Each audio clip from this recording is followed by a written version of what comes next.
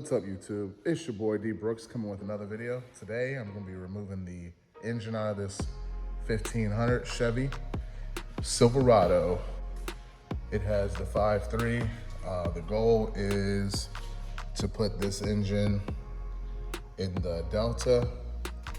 I didn't get to hear this one run.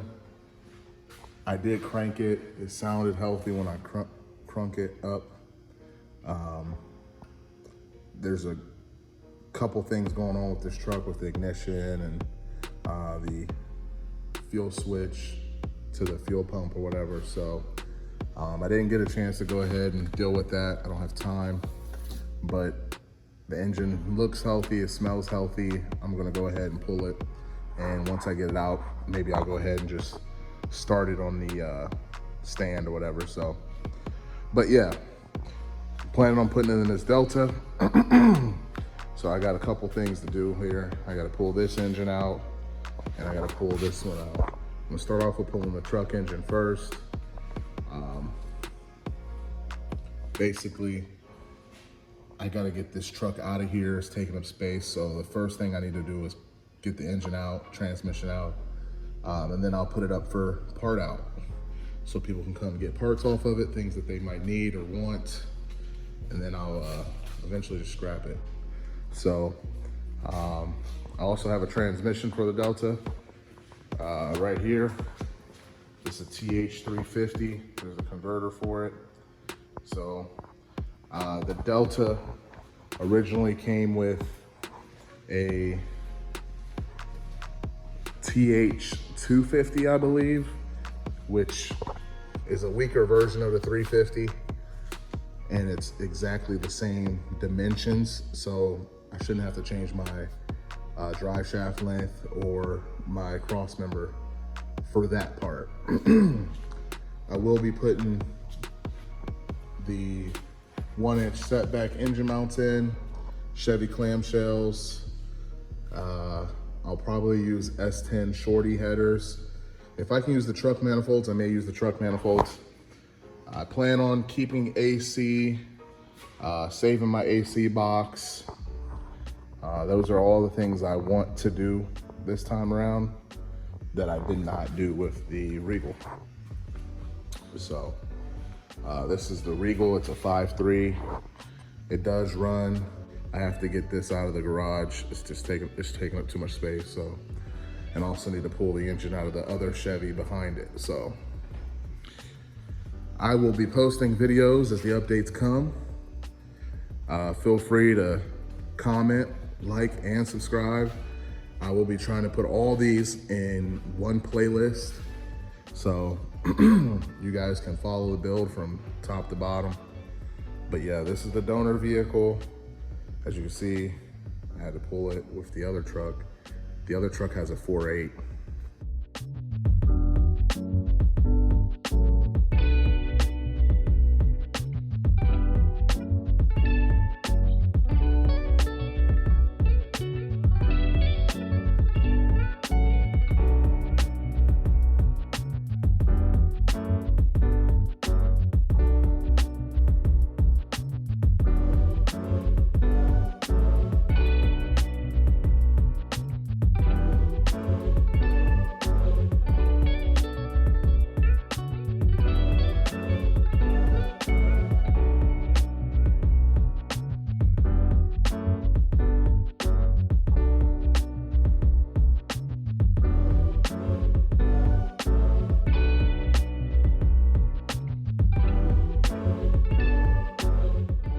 Transfer case.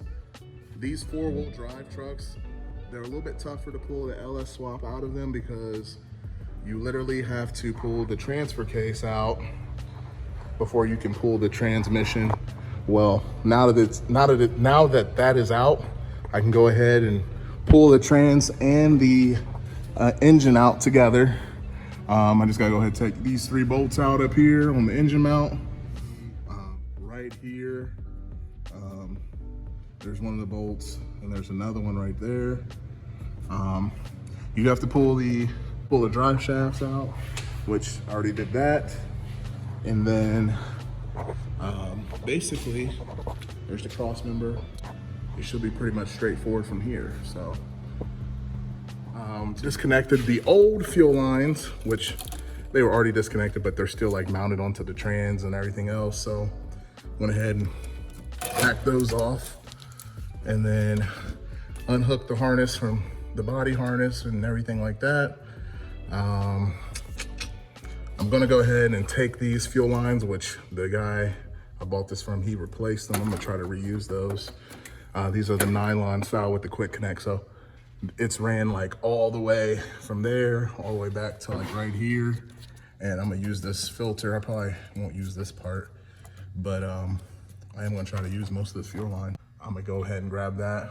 So, but yeah, really close to pulling this out now. I also went ahead and cut the exhaust. I just used the Sawzall blade for metal on my Ryobi Sawzall, right there. Yeah, so that was pretty much that. And cut the O2 sensor harnesses on the side of the O2 sensor. Enough wire that if they do come out and they're usable, I might use them. If not, it's not a big deal. Main thing was I tried to save mostly everything on the factory harness in case I want to rework it. All right, so y'all stay tuned.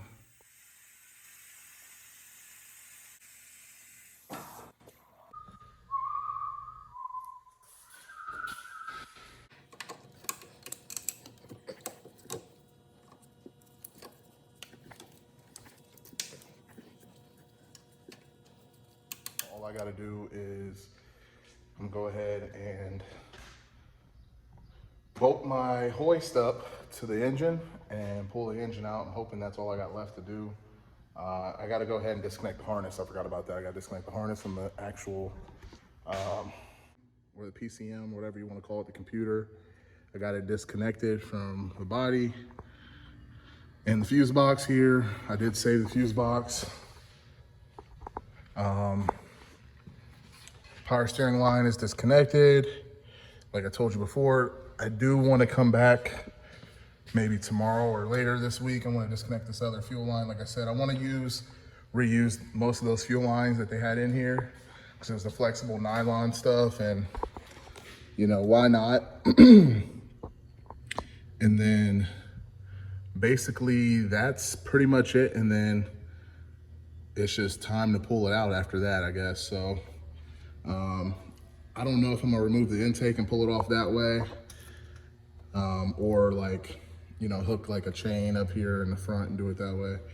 You guys think I should do? You think I should take the intake off and pull it that way with my plate? I have a plate that sits right in the top, or should I just like, you know, take a bolt out of the exhaust manifold over here, take a bolt out of the exhaust manifold over here, put the chain on there and just pull it out that way? Y'all let me know. I know a lot of people do it differently. I haven't pulled too many engines out, so I'm open to suggestions. But yeah, I'm gonna give it a break for today. Clean the floor. You know, I don't like to leave the place nasty.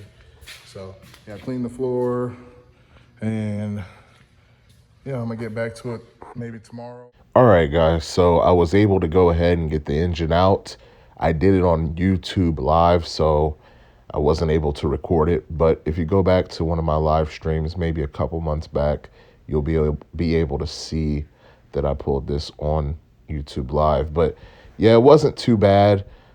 This particular truck was literally the first LS engine, the first LS engine that I had pulled on my own. I have disassembled them inside the car before, but I've never pulled them out completely until this truck. If you guys continue watching my channel, you'll see me do more of these type of things as time goes by. But this truck in itself was a learning experience for me, and really motivated me and allowed me to grow.